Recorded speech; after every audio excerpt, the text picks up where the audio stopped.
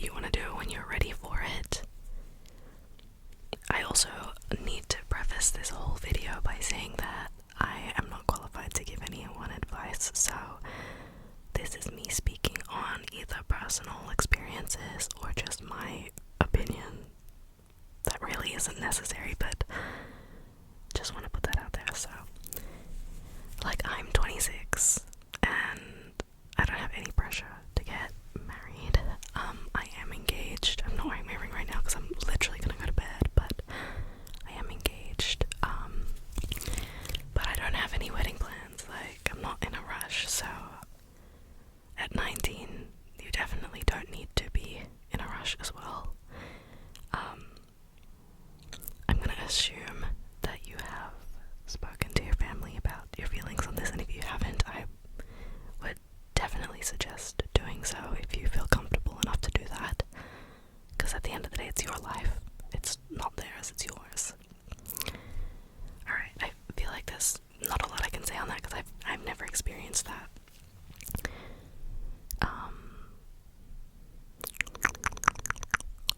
The next question is, I'm talking to a boy and I feel like he's giving me such mixed signals. Do I ask him about it or do I just let things work out themselves? Look, for me, I feel like I would ask. I would just be so straight up and honest about it because I hate games. Like, I want to know what's going on, and like communication is like key. So I would ask, because otherwise, like, what are you waiting for? Like, just make the move. I know it's scary though. It's so scary. The next one is, do you have any social tips for hanging out in groups? I do better one-on-one, but with a group of people, I don't know. I get anxious, and I don't know when it's my turn to talk. Me too. Honestly, don't know. I'm horrible in group settings. I'm definitely better one-on-one. I also prefer like a one-on-one conversation with someone because it's got more substance, I guess. Like a group setting, there is like a lot of small talk, and I'm not good with small talk, so honestly don't know. I'm shocking with that one. I feel like when I'm in a group setting, I'm either like really quiet or I stick to one person. So I'm sorry I can't give you an answer on that, but I can totally relate to it. And I know a lot of people watching this will be able to relate to that as well. Okay, let's put some gloss on. The next question is, can you talk about your failed relationships in the past? Because I keep seeing Instagram reels you've liked that allude to it. Yeah, I guess so. That's so funny. I have only had one previous relationship before KJ, and it was long term. We were together for 3 years, and I don't know how much detail I'm gonna go into because obviously I would like he knows about my channel. He doesn't watch me, but he knows about my channel, and we are on like very, very good terms now that it's been 8 years separated, you know what I mean? But at the time, there was a lot going on. We were very, very young, like 18 and younger, and there was a lot of teenage angst, teenage BS going on. There was a lot of, I guess, like going to like high school parties and that kind of thing, and there was a little bit of unfaithfulness, I guess, and that hurt. That hurt a lot, and I don't think I'll ever get over that pain that you feel when that happens. So yeah, if I see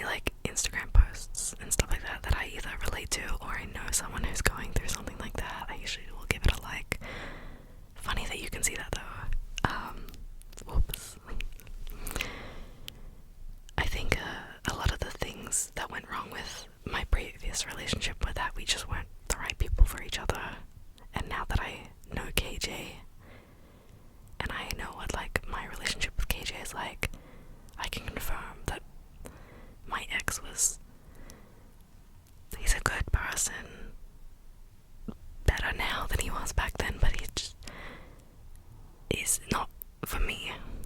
Yeah. Alright, next question. Let's move on from that. Let me grab a trigger or something. I've got a squishy, a new one.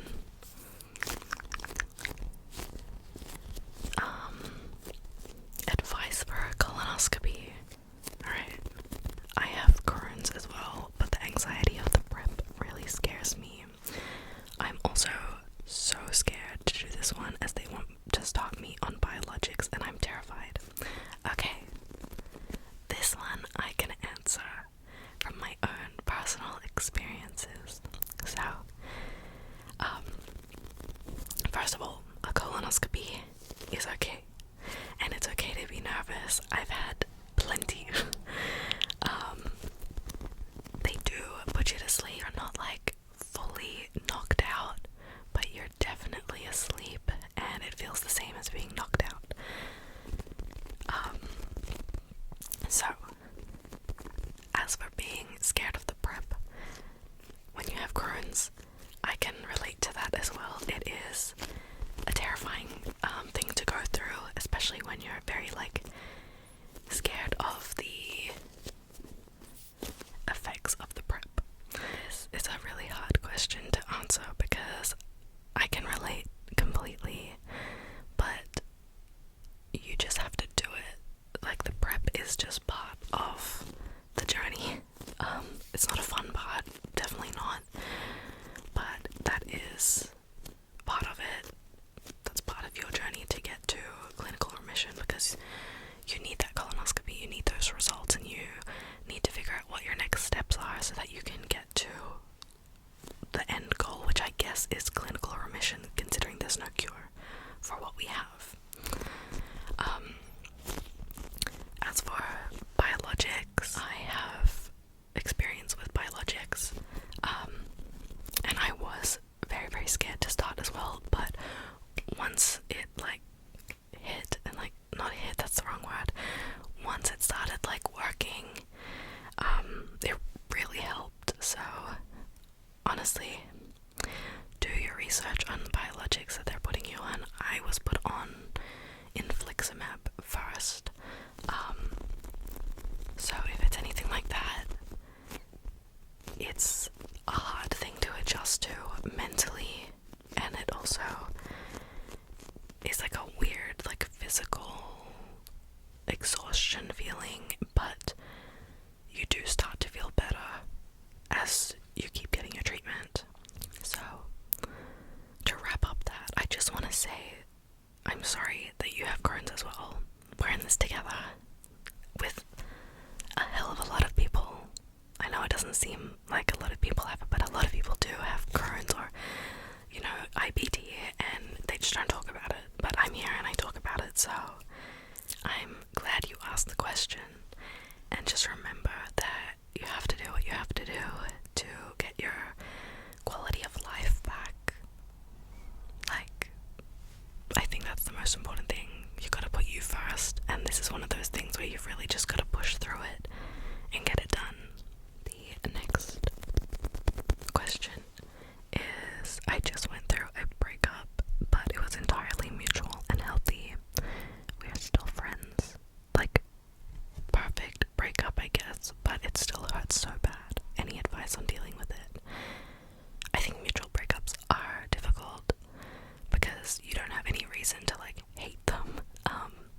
So it's kind of just like, it's almost like demoting your best friend to just like an acquaintance, and I think that is like really, really hard emotionally.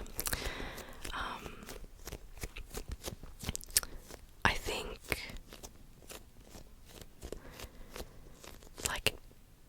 like so many people say with breakups, time is something that will heal. Well, not heal, I guess, because you just get used to not being with that person. But I think time is the only thing with this. Also, it might be hard because, like, if you're still friends, there's probably still contact, and I feel like that makes it harder. Anyway, I've never actually been through that situation, so I don't know exactly what to say.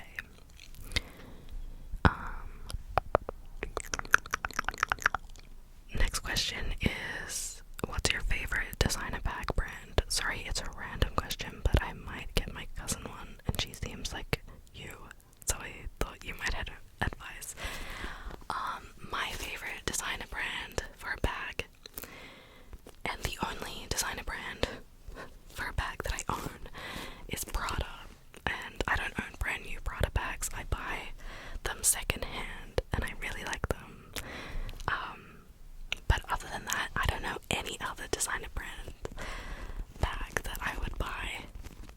I honestly think they're really overpriced, and I feel like I wear my cheap bags way more because I like don't care if they get like dirty or whatever.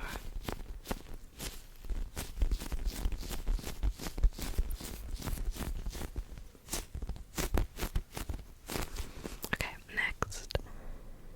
Ooh, I already know I'm gonna struggle to answer this one.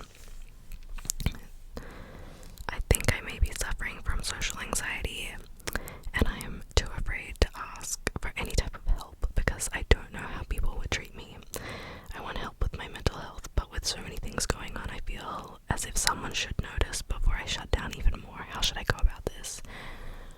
I am not qualified to answer this question. I'm not qualified to answer any of these questions, but please go talk to someone that you trust. Whether it's a friend, like a close friend, a cousin, a sibling, your mom, your dad, guardian, whoever it may be, just reach out to someone. And if you don't want to or feel like you can't because of the judgment of it, I would highly suggest looking up a hotline so that you can talk to someone who's on the outside, who doesn't know you, who can't judge you, and see what they have to say. Because at the end of the day, anything that I say, I don't think it's valid because I have not experienced this. Like, yeah, I don't think I can answer this one. So that's all I'm gonna say on that. And I'm really sorry that you're feeling that way. Next is, I've been struggling recently with learning how to live my life with a chronic illness. Tell me about it. So you've got POTS. And oh, you know that I have a chronic illness? Yes. Okay, so you want tips on how to take care of yourself, put your health first, advocate for yourself, and come to terms with your life not being the same anymore. Okay. This is a hard question because I did see in the comments as well that there was another question that said, do you grieve your old self or the future life you could have had potentially? And I feel like those questions go hand in hand, so I'll answer them together. I think grieving the life you thought you were gonna have, the career you thought you were gonna have, and like the lifestyle you thought you were gonna have, and also your past self is completely normal in this circumstance. I also think that everything happens for a reason, and this is so hard because it's so personal, but learning to live your life with a chronic illness is such a huge struggle that not a lot of people talk about. Putting myself first, like my health, my physical health, mental health, all that, advocating for myself, and what was the other thing? Taking care of myself. They were all the hardest things that I had to do. When you put yourself first, you end up losing a lot of people around you, and that's how you know the people who stick around and who are patient with you and understanding, the people who educate themselves on what you're going through. Those are the people who actually love you, and those are the people who are worth putting your time and energy into. Putting yourself first is so difficult because there are so many different aspects of life that you have to consider. Social life, family life, and that, I mean like family, whether you've got kids, or family life like you've got parents who are there around you but you don't live with them, or siblings, you know what I mean?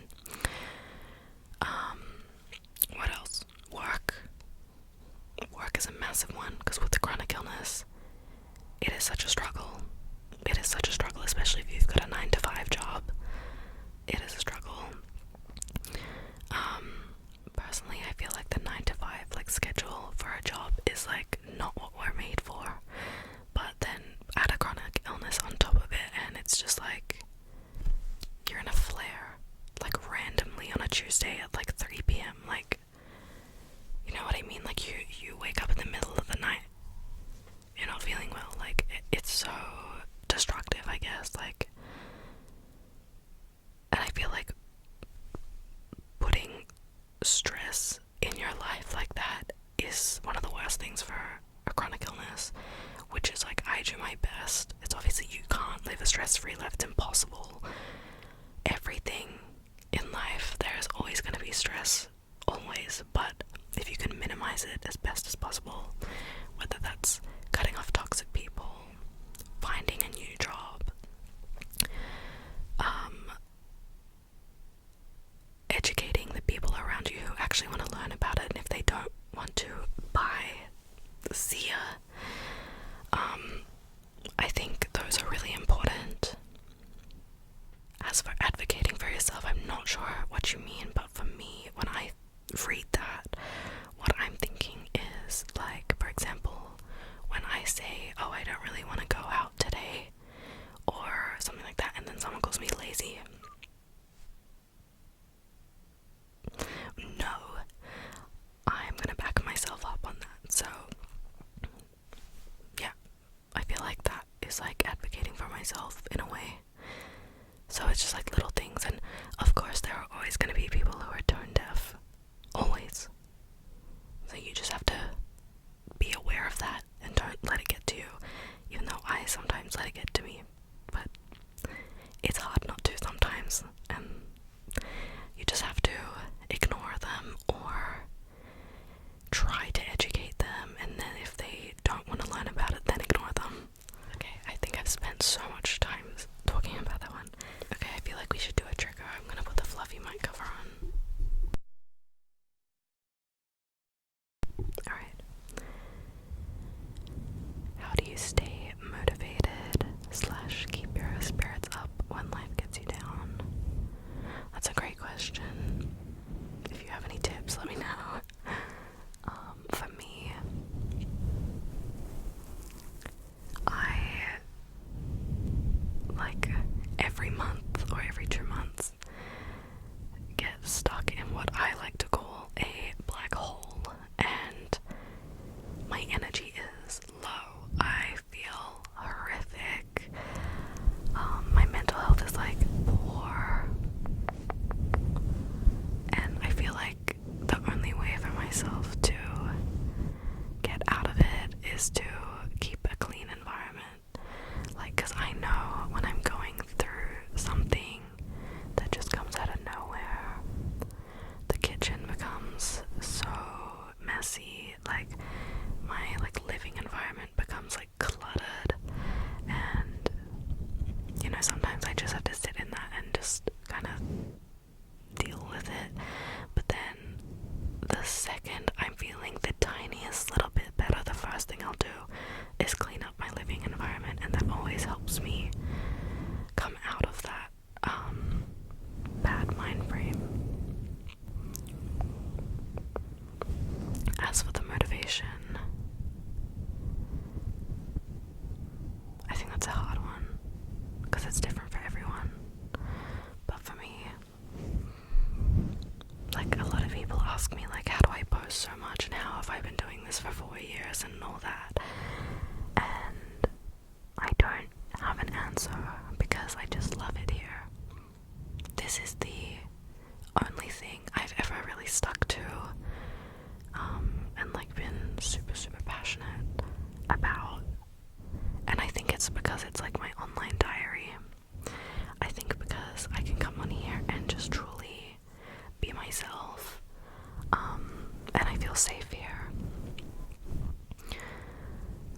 So yeah, I don't think it's a motivation thing here. I feel like I come here because it's like my diary.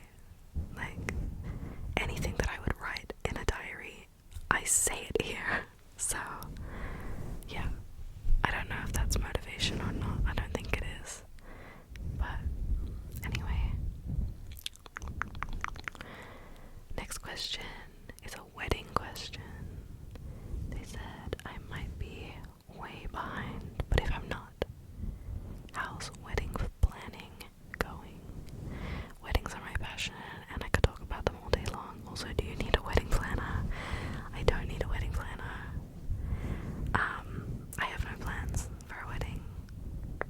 The answer is still the same from months ago.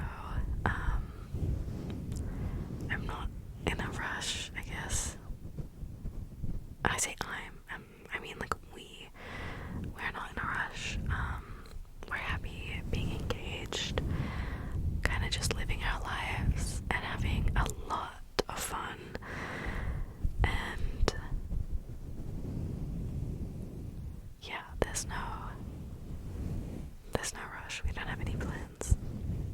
I'm sure eventually we'll do something small, but definitely not gonna be like a big wedding.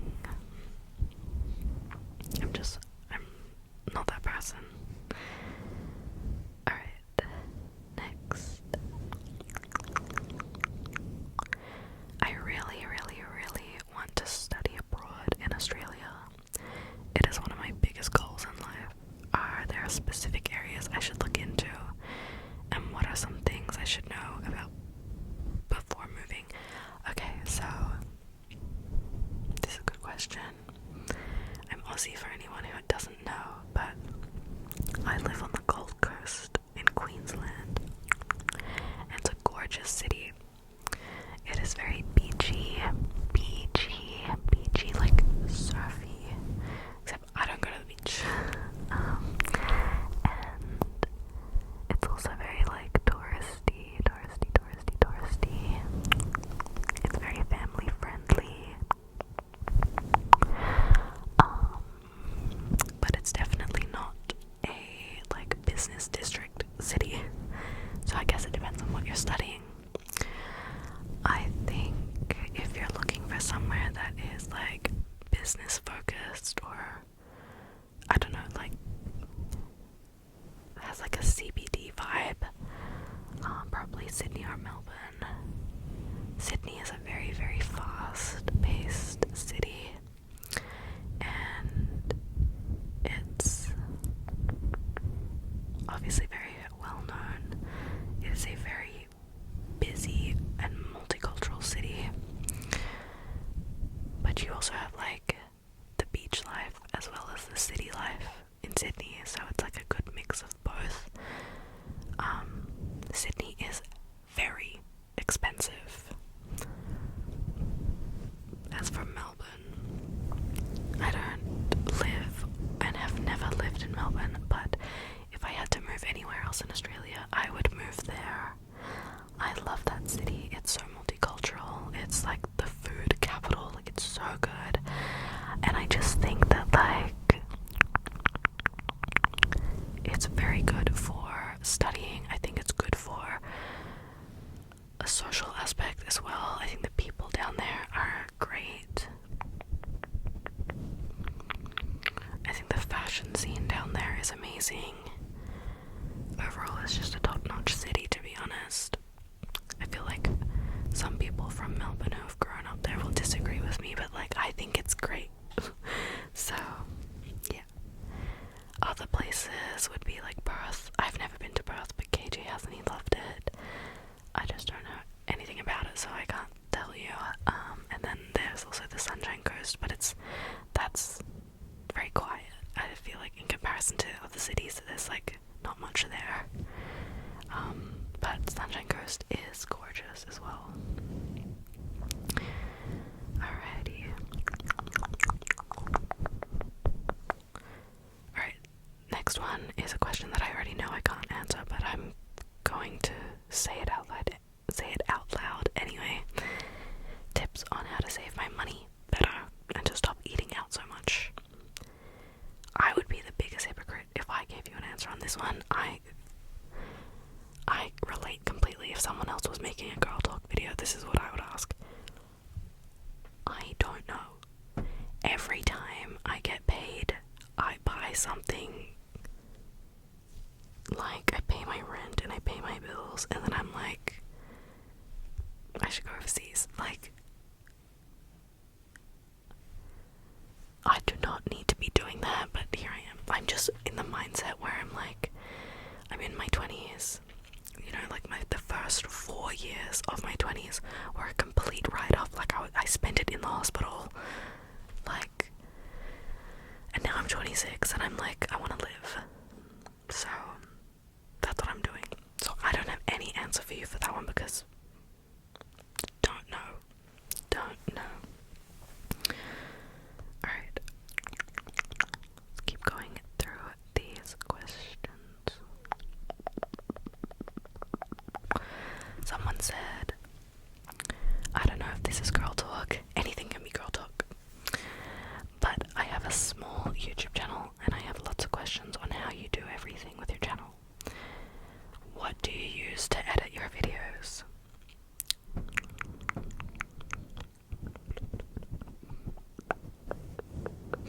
Okay, I just read through this a bit. I'm gonna answer them question by question. What do I use to edit? I use Filmora when I'm editing on my PC. The next thing is, I'm too small to make money off of YouTube, but how do you?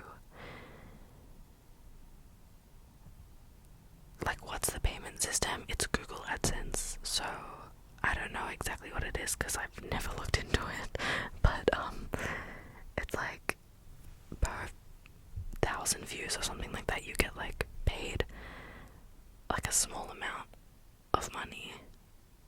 I think it's like maybe like a few dollars or something like that, I don't know.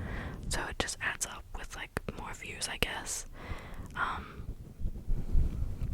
I think people think that like everyone on YouTube makes so much money. That's really not the case. Like, it really depends on your channel and your engagement, blah blah blah, all that. The next thing says people have asked for custom videos, and I have no idea how to even start to do that.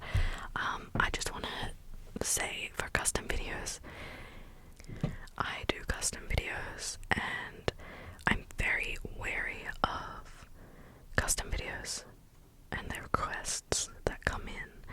So I'm 26, as I've said previously in this video. I don't know how old you are when you're asking this question, but just be super careful. If you are a minor, please involve your parents in that if you are wanting to start custom videos, because the internet can be not a great place sometimes, and there are some people on the internet who are not here for the right reason. Like, they're not watching ASMR for the same reason as you and me. So I just want to say that. Be really, really safe on the internet. I say this to all of my like younger creator friends as well, which is why I get referred to as like an ASMR big sister like a lot. Just be very wary. Okay? Okay. Alright, next.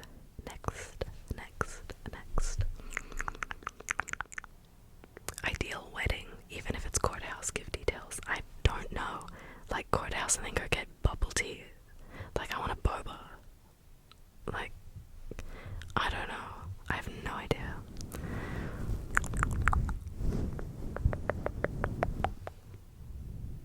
What was your favorite thing about traveling? Do you have any advice for someone who wants to travel but is deathly afraid of planes and boats? Okay. So,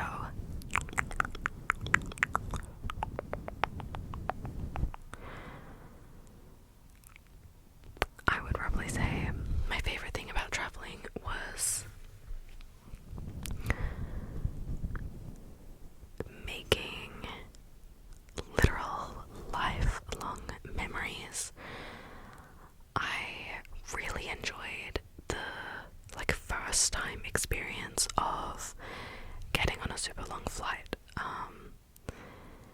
and also like experiencing jet lag for the first time. I enjoyed seeing other cultures. There are so many good things about traveling. I think it really opens your eyes. One of the best feelings was coming home and just being like, wow, I have it like so good here. So I think it's just a really eye-opening experience to go traveling, and I highly recommend it to everyone if you can.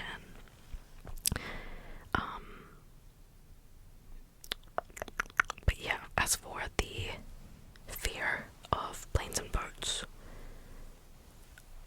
I would probably recommend to go traveling with someone so that they can hold your hand on the plane. My best friend who lives in Serbia, she is terrified of flying, and she got on a plane for me, and it was a really short flight, but still, like, she got on the plane and she held my hand the entire flight. So I feel like if I wasn't on that plane with her, she would have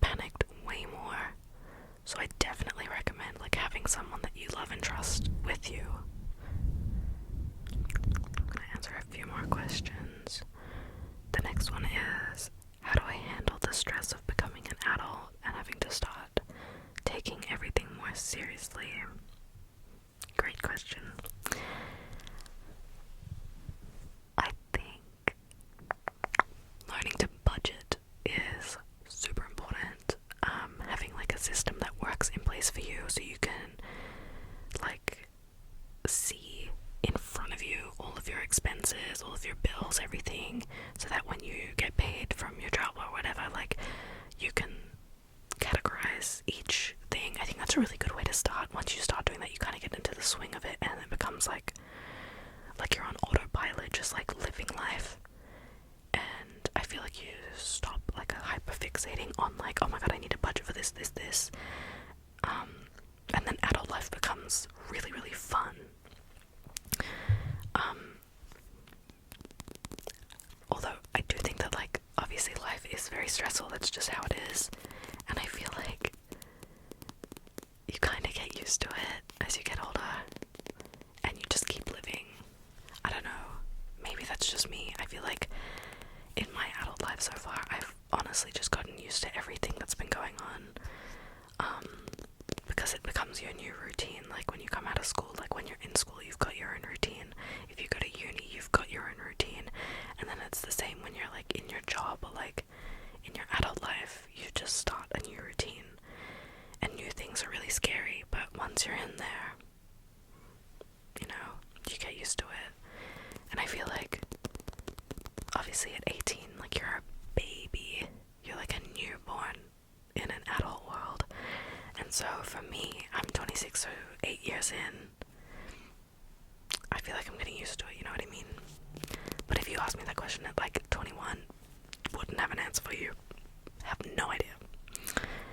Next is, you and KJ seem like such a great couple. Thank you. So I was thinking, how do you know you're with the right person? I think when you know, because that person knows too. And it's a great feeling. Obviously there are ups and downs to everything, including relationship. No relationship is absolutely perfect. I think the person who's right for you loves you for your flaws, but that doesn't mean that you don't still work on yourself. I think you grow as your own separate people, but you can do it together. It's a hard thing to explain, because truly when you know, and there's really no doubt about it. Next is, how do you deal with fluctuations in intimacy during a long-term relationship? My fiance and I have been together for so long that sometimes I feel like we forget to take time to be together. Life also just gets in the way. I can completely relate. I think when you are in a long-term relationship with someone and you live together as well, it is a real struggle to like make sure that you're like, yeah, we are like a couple and we're not just best friends, because that's really easy to get stuck in that mindset where you're like, oh, we're just besties. For me and KJ, I'm gonna get real personal right now, but sometimes if I feel like overwhelmed or whatever, we'll like sleep separately, and then it like, cause we're together like all the time. If we sleep like separately, sometimes it like kind of resets something, because we miss each other even though we're still on the same roof. I don't know. I don't. That might be like a weird answer, but that just works for us. I think it definitely is something that you have to prioritize, though. Like, you're like, life gets in the way. Make time for it. Like, it's important. Alright. There are so many questions. I really don't think I can answer all of them. A lot of them are very similar.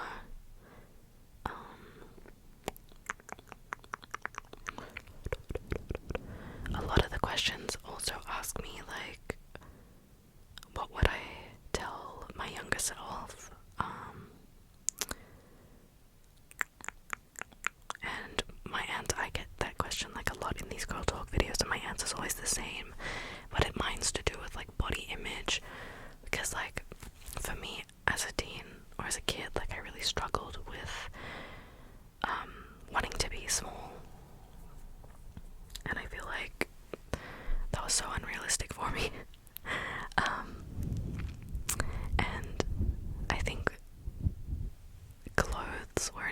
because I constantly was looking at the size on the tag when I should have just been making sure that the clothes fit me and look good.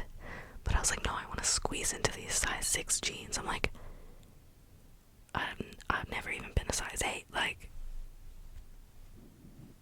So yeah, that's Australian sizing, by the way. Anyway, that's my advice to my younger self, is to stop looking at the tags on clothes. Like, stop looking at the size, the letter or the number, and to buy clothes that fit. Because at the end of the day, they're gonna look better if they fit me. Alright, I think I'm gonna answer one more. Someone said, fashion tips, like how do you find your style and how do you know what works best for your body shape? Okay, I'm gonna talk about my own personal experience with this, because this year, only this year, I decided I wanted to change up my style, and I did, and it was the best thing I have ever done. I've never felt more like myself. Like, if you're a Pinterest person, get on Pinterest. I'm not a Pinterest person, but I am an Instagram person, and I am constantly on Instagram or TikTok looking at different, like, clothes and different like influencers who have like a similar body type to me, and I just constantly get inspo from these people, and it makes me feel like way better, because I don't know, there are like some trends that I'll never get into because I like don't think I can pull it off, but then I don't know, I think there are definitely quizzes online for like the type of clothing that you could wear, but I would highly suggest finding like a fashion influencer online who has like a very similar body type to you. Trust me, there will be some, and seeing what they wear and how they style it, and just like taking little things here and there of like what you think you would wear, and then try it. But like, go into a store and like see if you can find something cute and just try it on. You don't have to buy it, but just try it on, see if you like how it looks, and see if you feel good and feel confident in it. But yeah, other than that, you can never go wrong with black clothing.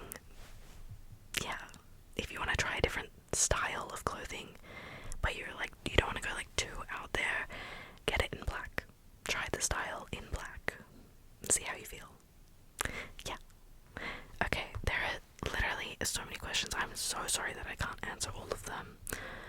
I really hope that I answered these questions like all good in like a friendly way. There were so many comments. I can't believe how many comments there are,